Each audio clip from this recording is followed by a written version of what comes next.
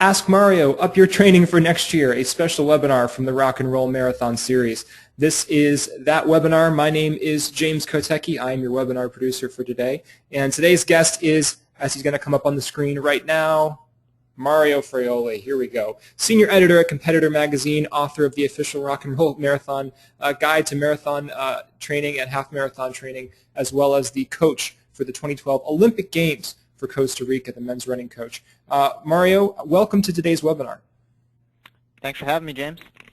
We are really excited, and I see that the questions in the GoToWebinar control panel are already pouring in. We have some exciting content to share with all of you today that we've prepared, but of course much of this webinar is going to be dedicated to taking your questions and answering them. So today's goal is to help you train smarter, go farther, and run faster in 2014. It's as the picture says, it's really all about taking things to the next level. And Mario, as you know, today's webinar is going to cover a couple of different sections. The first section is going to be on evaluating 2013, looking back and seeing what you did right, what you did wrong, and how you can improve.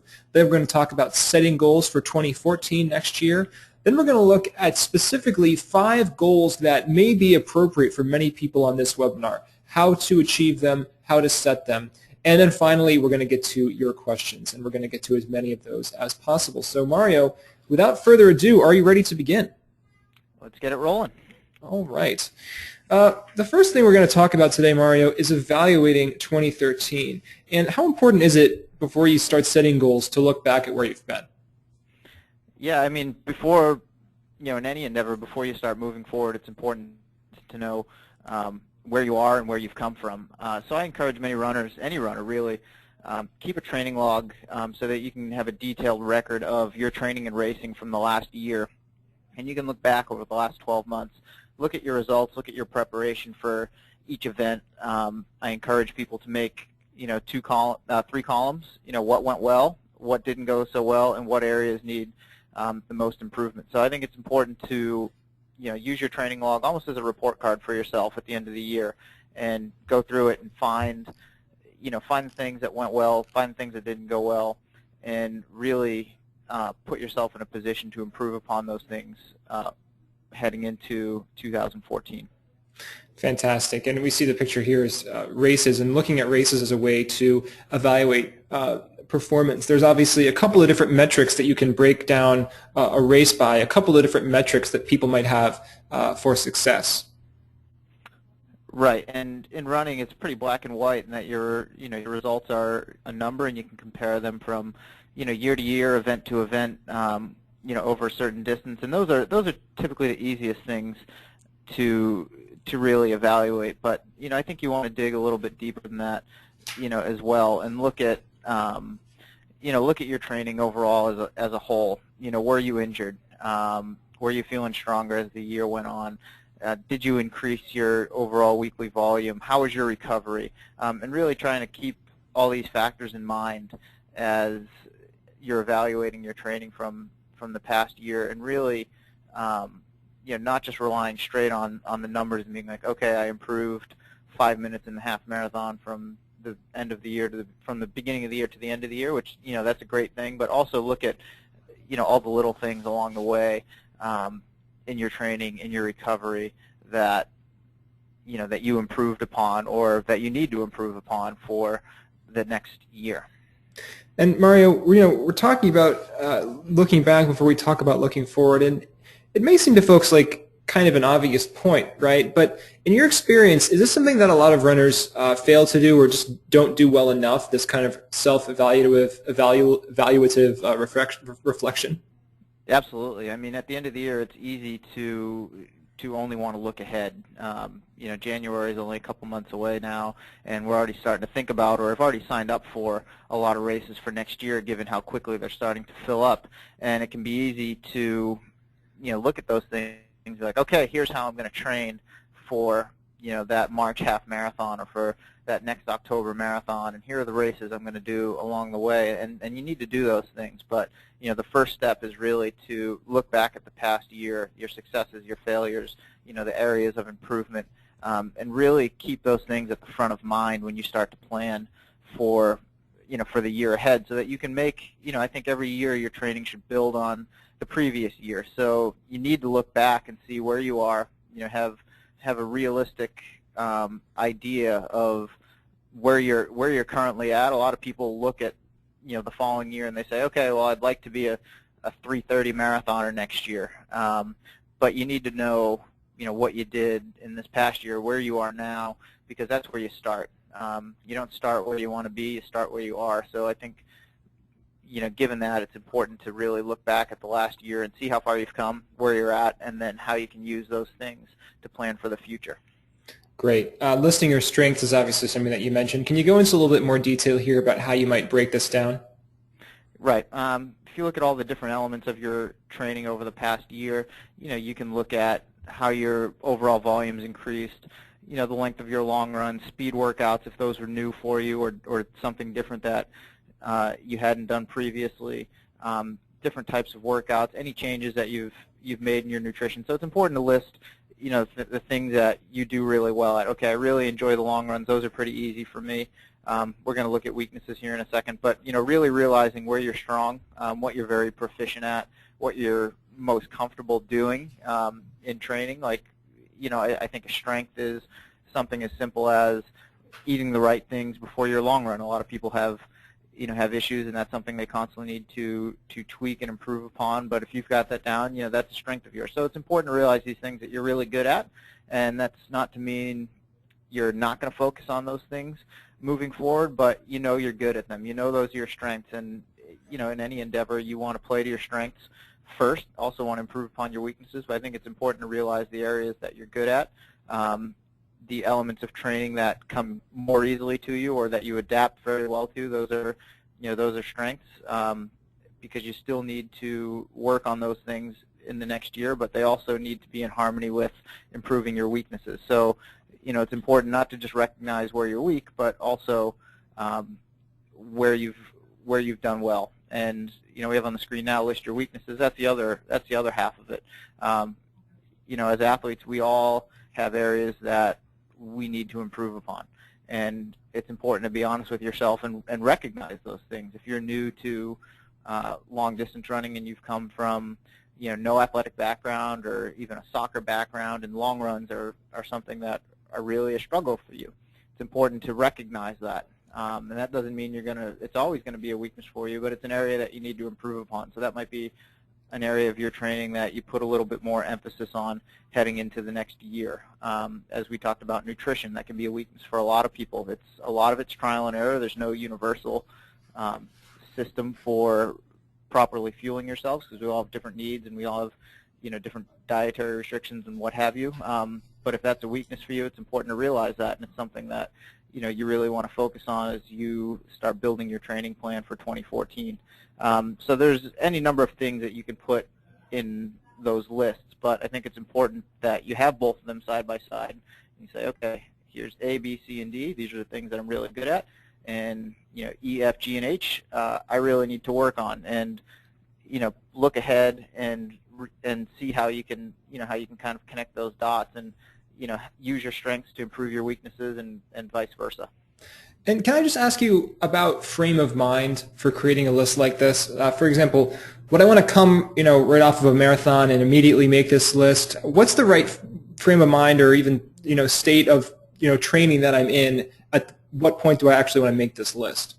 Yeah, I think you want to make this list a couple weeks after your season is over, and you've really had time to reflect and look back and digest the entire year, all the races that you've done, all the training that you've done. Because if you try to do it in the hours after a race, or even the day, a couple days after, emotionally you're still in a high place. You're either really fired up because you ended your season really well and you're super motivated heading into next year, and sometimes that can really skew your perception, or things didn't go so well and you're feeling really down and you have this long list of weaknesses and seemingly no strengths. So I think it's important to wait a couple weeks after your last race of the season, during your downtime, and really try to have as objective a frame of mind as possible when you're evaluating yourself. You definitely don't want to do it immediately after a race, because whether it went really well or went really bad, that can that can really affect how you evaluate your past year. It's real, it's a really tricky time. Understood. Now let's talk about goals for 2014, and maybe this is something that we want to do in the same basic frame of mind after we've created the list of 2013 strengths and weaknesses. Start setting goals, and obviously, Mario, that for many people that starts with races to run. As you mentioned, people have already started signing up here. Right, and as I had mentioned earlier, regardless of whether it's half marathon or if you're a triathlete, bigger races are selling out faster and faster now. So that's forcing a lot of runners to plan way further ahead than they probably would like to, but that's the reality of the world we live in. So I think continuing with the whole theme of looking back, if you look back at the past year and you had a couple races on your schedule, whether they were rock and roll events or other events like Boston or New York City Marathon or whatever it may have been that you might want to run again, write those down first. Runners are creatures of habit. It is very common for many people to run the same race every year because it falls at the same time and they enjoy it and they can compare their time one year to the next. But look back at the races that you ran in the past year, and if you're planning on doing them again, put them down first and register for those early. But also don't be afraid to set new goals for yourself. If this past year was your first year of running or your first year running longer distances such as half marathon or marathon, you're ready for a new challenge or you want to explore more cities, that's another thing to look at as well. So it really depends on what your goals are and what you want to get out of these races. We're going to have more performance-minded people who might be looking for a flat, fast course such as Rock and Roll New Orleans half marathon and marathon to go for a half marathon or marathon PR, or they might want to check out a destination race like Rock and Roll Madrid. But it really all depends on what your goals are, your preferences, and what you really want to do the next year, whether it's explore new cities, which is totally fine, or find a flat, fast course to run a personal best or take on a challenging course. So, the races that you run really have to be in line with your goals, and that's up to the individual athlete. Maintaining your strengths is obviously an important component of improving. You have to maintain where you are. Can you talk a little bit more about this, though? I wonder if there's some things that runners don't think about when it comes to maintaining strength.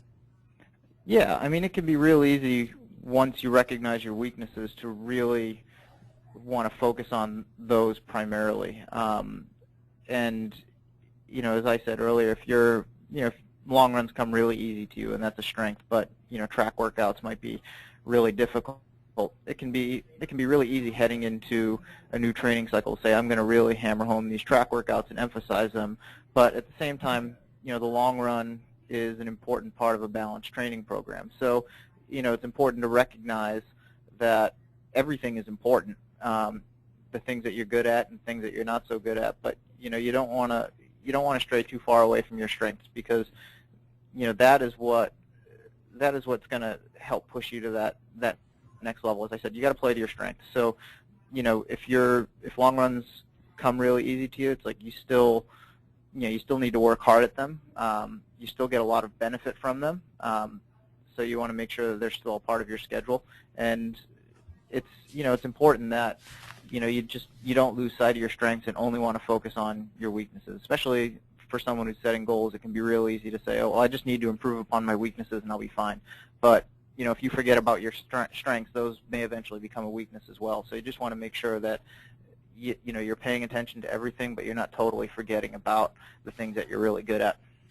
Got it. And now we really want to talk about working on some weaknesses here. Is this, for most people, I imagine that this may be the toughest thing to do. Maybe people want to go back to their strengths if they find that working on weaknesses is a struggle, which by definition it will be because these are things that folks aren't as strong in. Right, and it can be really difficult for an athlete, especially a newer athlete or even a seasoned one, to one, accept what your weaknesses are, and two, to face them head on.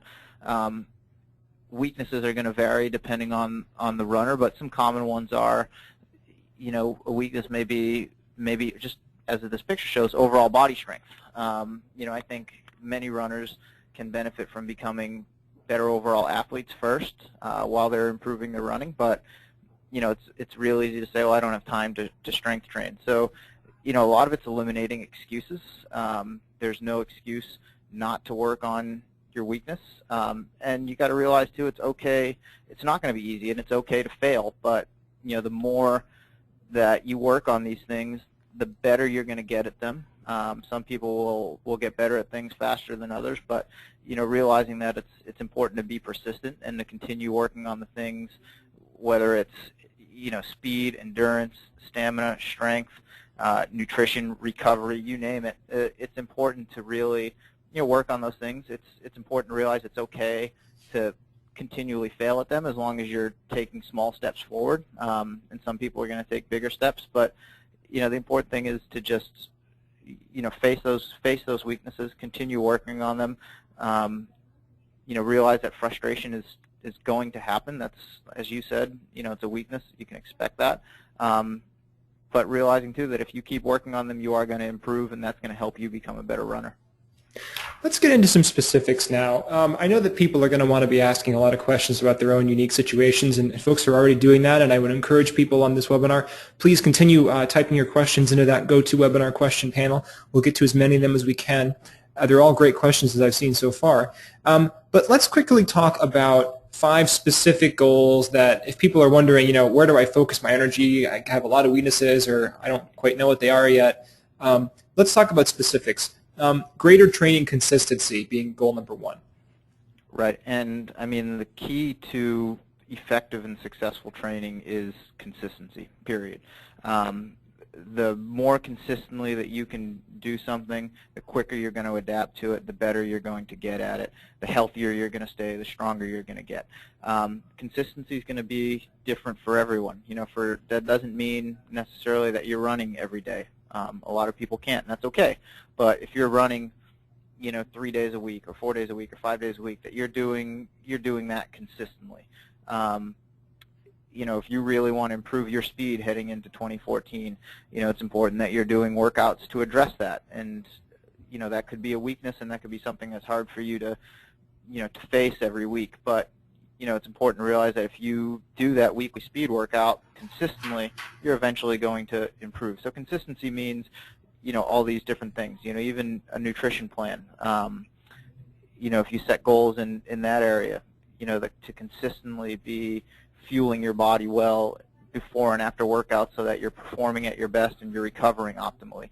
But whatever it happens to be, whatever element of training, the key is that you're doing it consistently. If you do something really well for a few days or a week, and then for whatever reason you fall off, you go off the deep end for a couple weeks, it's going to be really hard to pick back up, and you lose motivation and things aren't effective. So important from the get-go to really just harp on consistency, and whatever it is that you're doing in training, whatever it is you're doing to try to improve, that you're doing it consistently. Great. Number 2, nutrition. And we actually had at least one question that I saw about nutrition from one of the people who's listening to this right now, so I know this is on some folks' minds. Right. Nutrition, as I said earlier, it's going to be very individual in that we all have different needs, and we all have different preferences and possibly dietary restrictions, but we can all improve. I think it's important for runners to look at food as fuel. You're putting gas in your car so that you can go long, so that you can run optimally. So it's important to really take a look at your nutrition for the last 6 to 12 months, whatever it happens to be, and like your training, look at the things that you do well. Okay, I eat 3 to 5 servings of vegetables a day. I'm getting in an adequate amount of carbohydrates and protein shortly after my workouts to help speed the recovery process. Realize the things that you're doing well and keep doing those things, but try to identify areas that you can improve. And they may be small things, such as trying to start the refueling process within 30 minutes after finishing a workout, or making sure that you eat a small breakfast in the morning if you're doing a late morning workout, that you're fueling before your long runs, that you remember to drink consistently during your long runs when you're training for a marathon. But whatever it happens to be, we can all make, at the very least, small improvements, and some of us may need to make massive improvements. But I think it's important to realize that nutrition is a huge component of training and recovering well. You're fueling your body to perform, and just like putting gas in a car, they're all, all of us can make improvements in some regard. Race day preparation. This is another goal that we say that if folks are looking for goals to set, this is often one that many people can be assisted by. Absolutely. I mean, race day can be a very stressful time, a very exciting time, a very energetic time. Like there are just so many emotions flowing through your body on race day, and it can be easy to lose your wits and start doing things that you ordinarily wouldn't do, or forget to do things that you ordinarily would do that might affect your race. So, I think it's important to establish a race day routine, to work on that throughout the year at different races, so that in your bigger races it's automatic. It's something you can work on even during the week, before your key workouts, before your long runs. Treating it like a dress rehearsal race day, that you're getting up. The same hours before your workout as you would be before your race. You're eating the same breakfast. You've got your clothes laid out. You're going through the same routine. And it sounds like such a simple thing, but a lot of people mess that up, not intentionally. They forgot their shoes, or they're too nervous to eat, or this, that, and the other. So I think it's important to practice all these things before your race and before other races too, so that when you get to those bigger ones, it all comes very easily, and you're very relaxed as well. Great. Mental focus. This is, I think, part and parcel of what you're talking about with having everything laid out and prepared for you the morning of. It sounds like part of that is just get you into a zone of mental focus on what you're going to do. Right, and training begets confidence, or it should. If you're training well, you should head to the start line on race day confident that you're ready to execute and achieve your goal. But I think confidence comes from consistency in training, and by going through your regular routine, so that race day, even though it is a big day and it's a culmination of months and months of hard work, but you treat it just like another day. And at least from a mental standpoint, you're focused on your goal. You're going to execute just like you would during any workout, and I think that's going to help calm your nerves and just really put you in a state of readiness that you're not frazzled at the last minute and stepping on the start line not confident that you're able to achieve your goal. And finally, recovery. We actually had a question about this, and so I'll ask this question in the context of this goal. Can you please ask Mario to cover recovery and what that really means? Is there a model we should follow for beginning runners? Yes, and I think it goes for beginning runners as well as advanced runners, and in some cases even more so advanced runners. As amateur athletes, one of the biggest struggles that many runners have is not overtraining, but it's under recovery, and realizing that throughout during given workouts and throughout a week and throughout a month and a training cycle and throughout the year, it's important to emphasize recovery. We all like to talk about the hard runs that we've done, all the hard workouts and the long runs and the sense of achievement that comes with that, and those are super important, and they're worth recognizing. But no one wants to talk about recovery because frankly it's boring. There's not a lot to talk about. But you are, as an athlete, whether you're a beginner or you're an experienced runner, you're only as good as you recover. When you're at rest, when you're not doing those hard workouts, is when you're absorbing their benefits. And it's very easy as an amateur athlete who has a full schedule, whether you have kids or you have a job or you're just super busy, to do your workout and move on to the next thing, and do your workout the next day, and you never really recover, and you get kind of caught in this cycle. So it's important to emphasize that those long runs and those hard workouts, yes, they're going to be hard, and you should treat them as such. But also when it's a rest day or it's an easy run, that you're really taking it easy, and you're not forcing it, because our tendency is, well, I'm just going to push a little bit harder, and that's how I'm going to get better. And most of us can probably benefit from actually backing off a little bit, when we don't need to be going hard. So from a day-to-day standpoint, that's important. After a training cycle, it's, it can be very easy to want to, jump right back into another training cycle because you're all fired up about your race. You either, just ran a PR and you're optimistic that you could go a little bit faster in a couple weeks, or it didn't go so well and you want to redeem yourself. But realizing that after a long 6 to 12-month training cycle, however long you've been prepping for a long race, that, you really physically and mentally give yourself, I'd say 2 to 4 weeks, to really, get away from the obligation of training.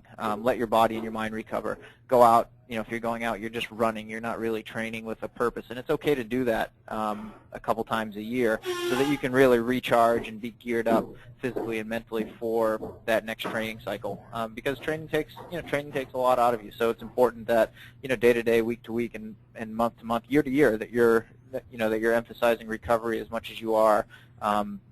Increasing your training and doing hard workouts.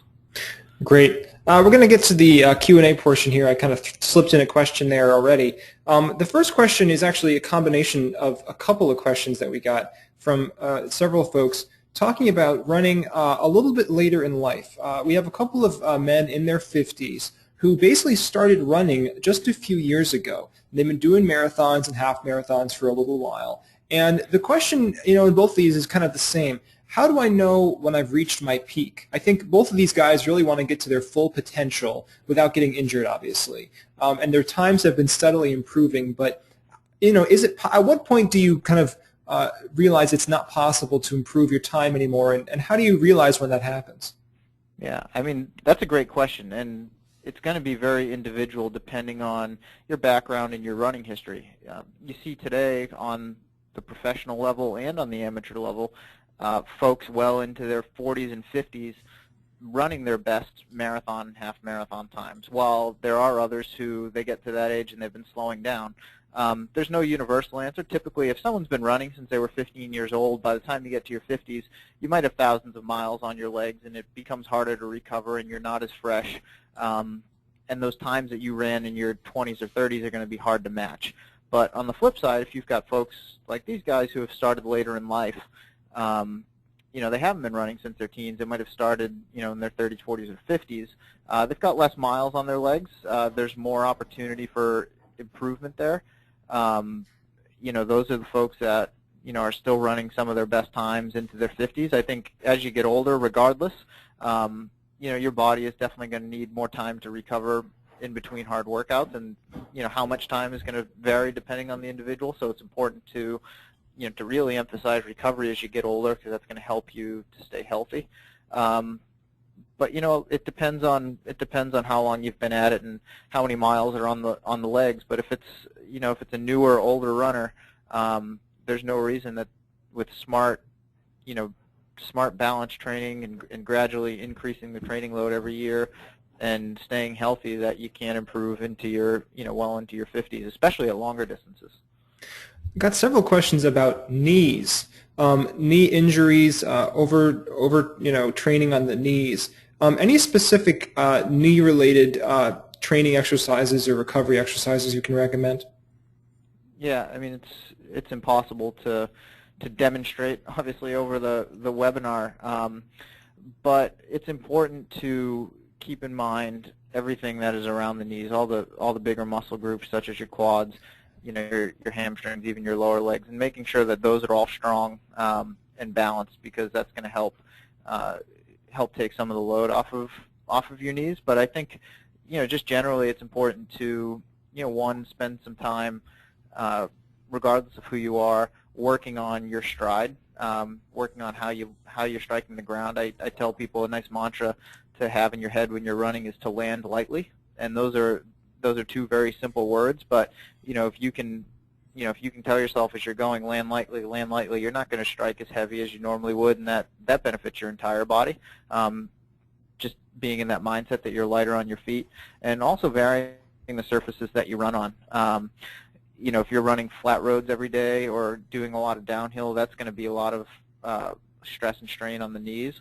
But If you can vary the surfaces that you're running on, you've got some flats and you've got some ups and you've got some downs, and you can get on the roads, get on the treadmill, switch it up with some trail. Constantly changing that stimulus is a good thing for your entire body, especially the knees, because you're engaging more muscle groups, and you're just using more of your body and not stressing and straining the same things over and over and over again. So variety in general is very key. And as I touched on earlier, just becoming a better athlete. As runners, we move in one plane of motion, one forward plane of motion. And it can be real easy to neglect a lot of the small stabilizer muscles and supporting type things when we're running. So outside of your daily running workouts, spending some time doing strength training that focuses on overall body balance and functionality is super important. And we've got another question about someone who says that after running, they now feel like their left hip and their lower back has some discomfort there. I guess as a general matter, Mario, there's that old saying that if it hurts, stop doing it. At what point do people need to realize, pushing through the pain is a good idea, or maybe I should hold off for a while? Obviously, some pain and some pain is associated with this process, and as athletes, obviously, you're trained to kind of push through that at certain times.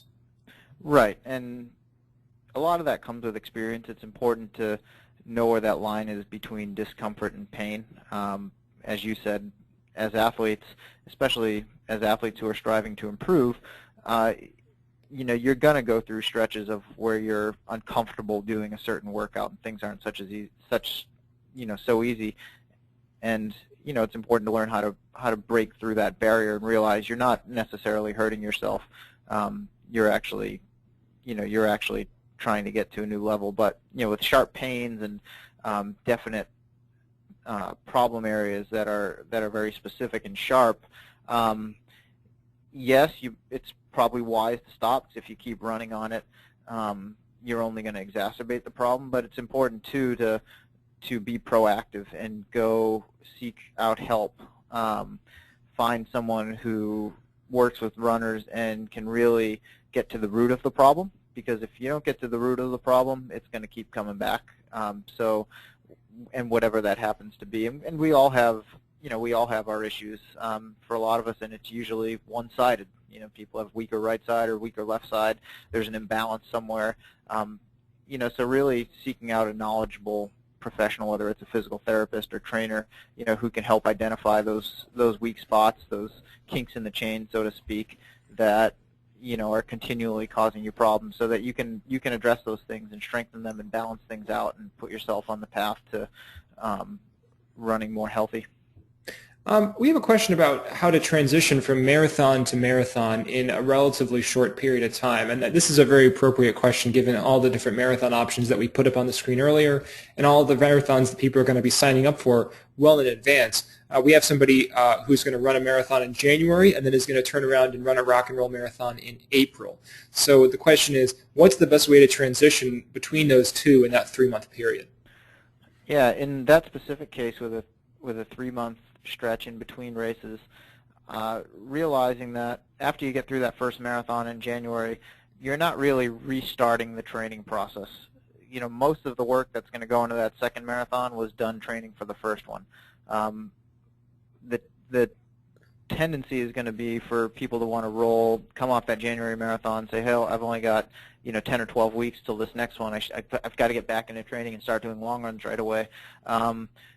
That's not the case. I mean, the important thing is recover from that January marathon first. Really just give yourself time to physically and mentally come back, and then gradually, get back into the training process. If you take 2 weeks off after that first marathon and you've got 10 weeks till the race, you can still get in a good 6 to 8 weeks of real high-quality marathon training. A continuation of what it is you did before that first race. You're really just building off of that, and then still get a good 2 to 3 week taper in heading into the second race, so that you're feeling fresh and ready to tackle it again. Great. We have some other questions from folks who are referring to themselves as couch potatoes, or someone who says they did the Couch to 5K training program, which is awesome. I think the folks are doing this. So can you give a little bit of advice there? Obviously, this webinar is about improving your training from 2013 to 2014. What if the training that you did in 2013 was kind of minimal, or you were starting at a pretty basic level? Do those folks need to take longer? We have the specific question saying, is 16 weeks enough? But in general, do those folks need to take longer to do their training, or is there anything specific they should be watching out for as they try to make rapid improvements quickly? Yeah, I always encourage new runners who are set on running a half marathon or marathon distance to not rush the process and give yourself as much time as possible. And depending on how long you've been on the couch before you start training, that could be anywhere from 12 weeks to a half marathon to 52 weeks for a marathon. But realizing that there's always going to be races, so there's really no need to rush. And it can be real easy to get motivated right away and want to have something in the immediate future. But realizing too that you're starting from zero, and if you do ramp up too quickly, it's very likely that you're going to get hurt. But also, it can be easy to lose motivation if your race is a year down the road or 6 months down the road.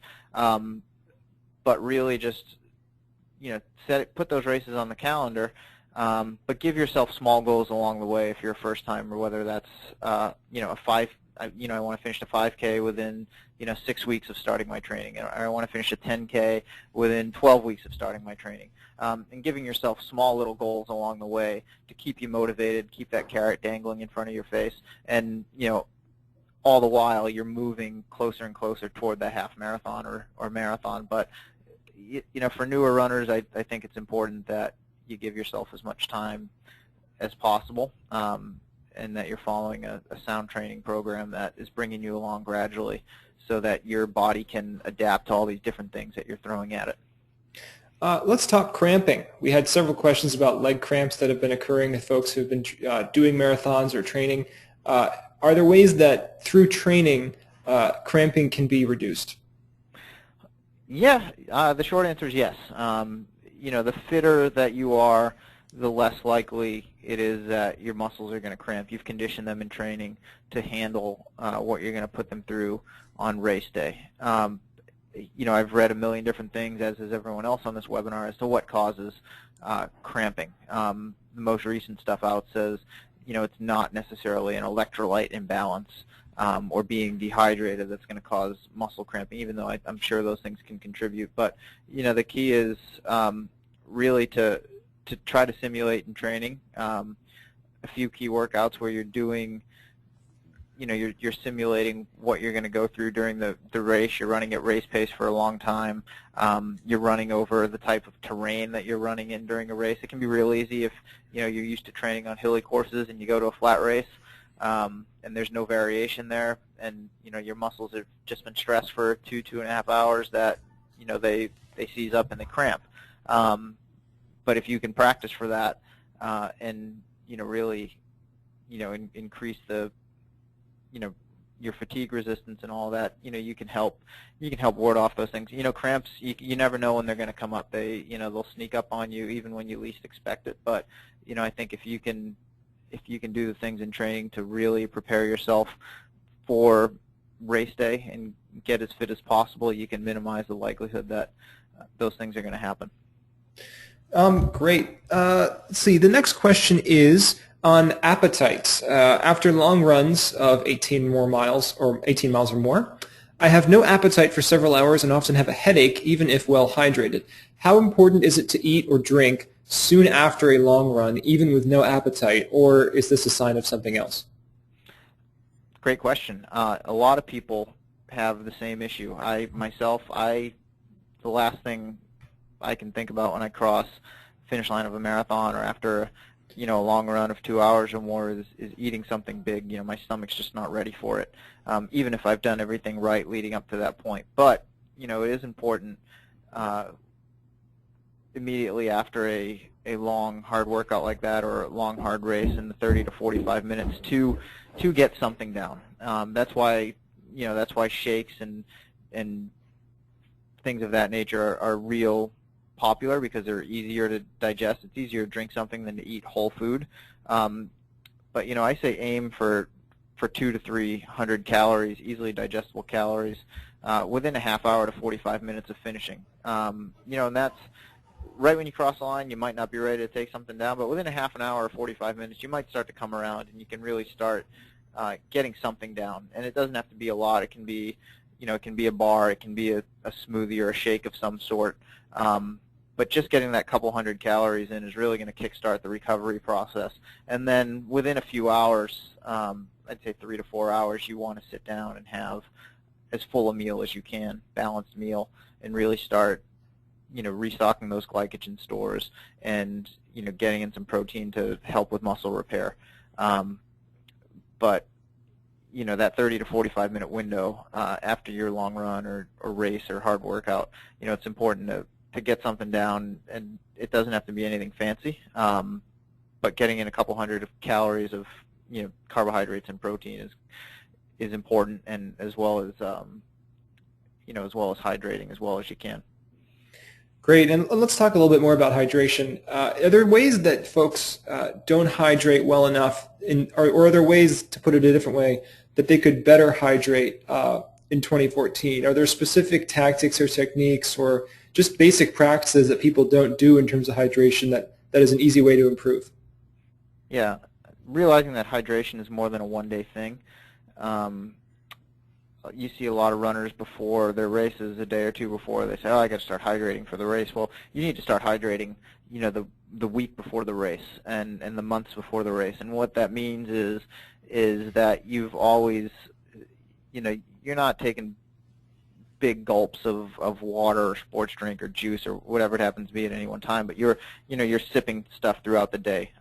Even right now, I've got a water bottle within arm's reach. And if you're a runner, I think it's important that you've got your water bottle on your person, or you're getting up from your desk and going over to the water fountain to get a drink consistently throughout the day. But hydration is a continual it's a continual thing. Your body is made up of mostly water, especially when you're running. You're sweating out a lot of stuff, and it's not a one-shot deal. It's not a one-day deal. It's an all-the-time deal.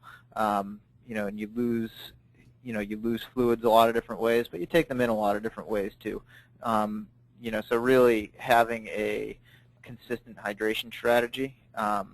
That you're keeping a close eye on what your urine looks like, how you're feeling. I know for me, if I get dehydrated, I get a headache. That's a sign for me.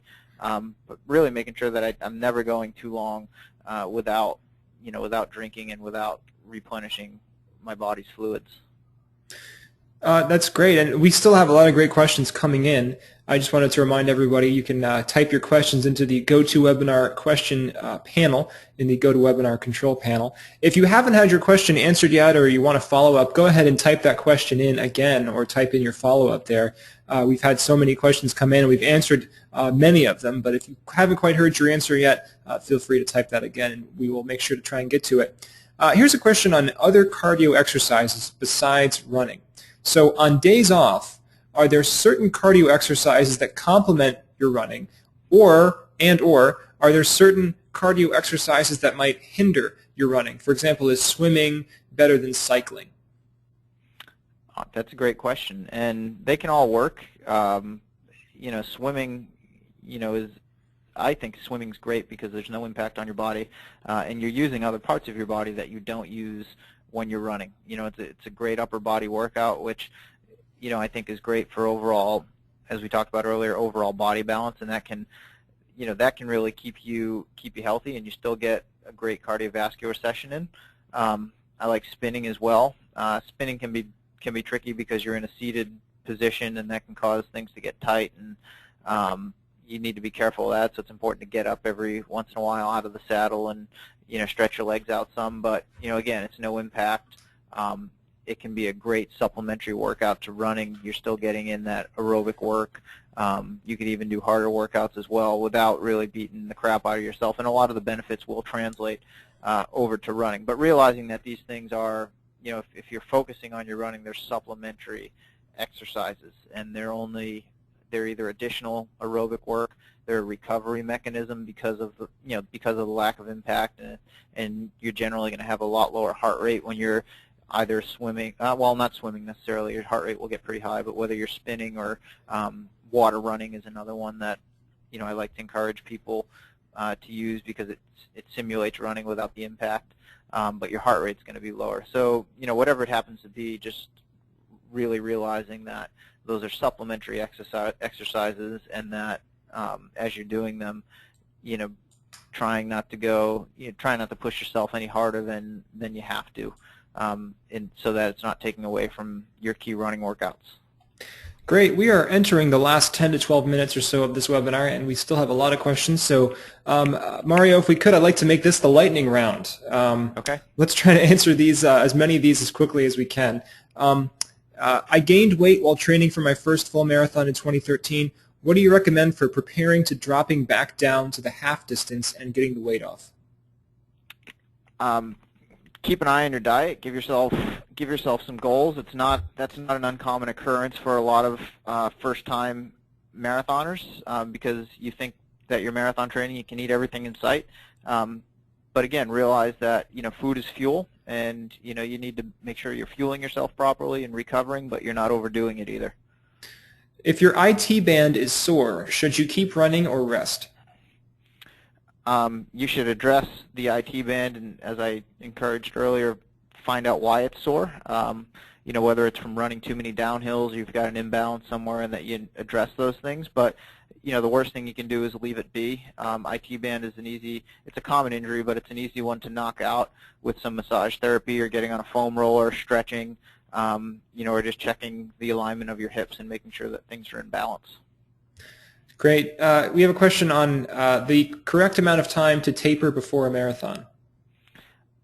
A lot of people make the mistake of over-tapering, and they want to start scaling things back 3 to 4 weeks before. I think for most, starting your taper about 2 weeks out, and really winding down the volume and winding down the volume in those last 2 weeks before the race, but maintaining the frequency of your workouts, so that you're doing things on the same days that you would ordinarily do them, and not losing too much of the intensity, so that by the time you get to race week and you're a couple days out, you're feeling fresh and you're feeling snappy, but you're not feeling all out of sorts from drastically changing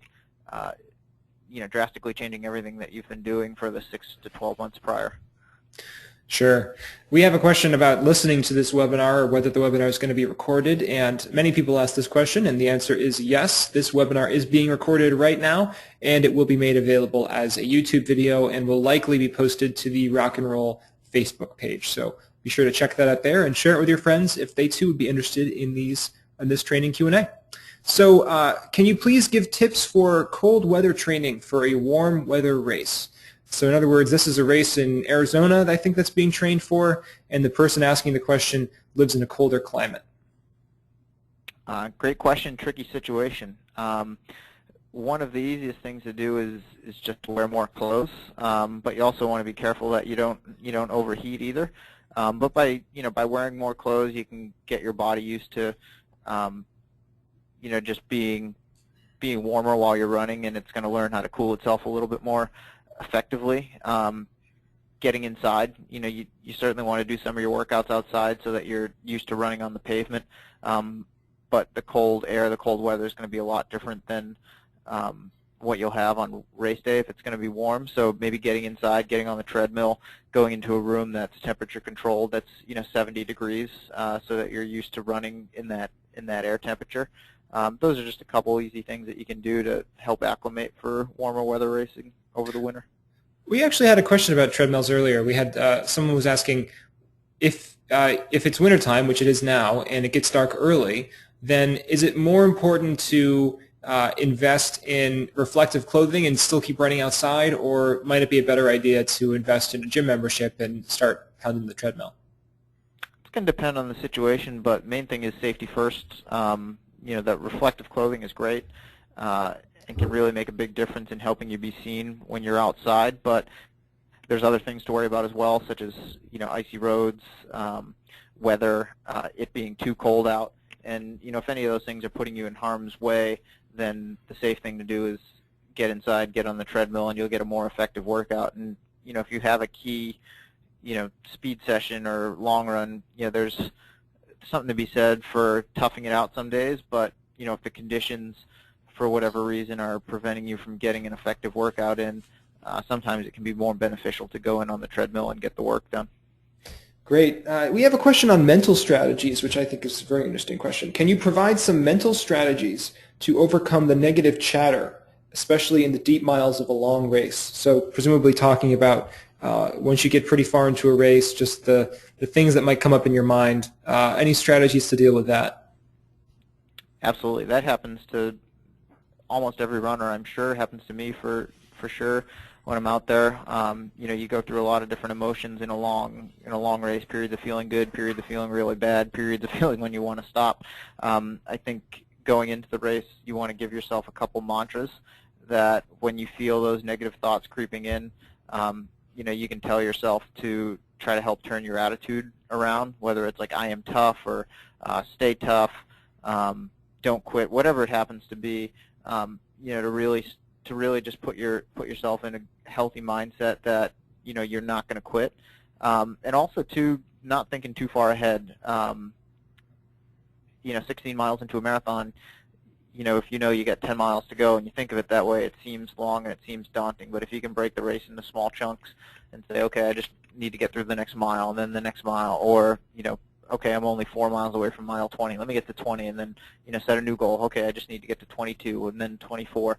So breaking the race into smaller chunks, making it a little bit easier to digest, can help lessen stress levels. But I think that, in a combination of positive self-talk and visualizing yourself crossing the finish line later on in the race, can help get you through those rough patches. Fantastic. Question on compression sleeves. Are they a good idea? Do they work? Would you use a compression sleeve if you have tight calves when running, or what would you do to remedy the tightness while running? Well, if you're going to use them in the race, important that you use them during your training first.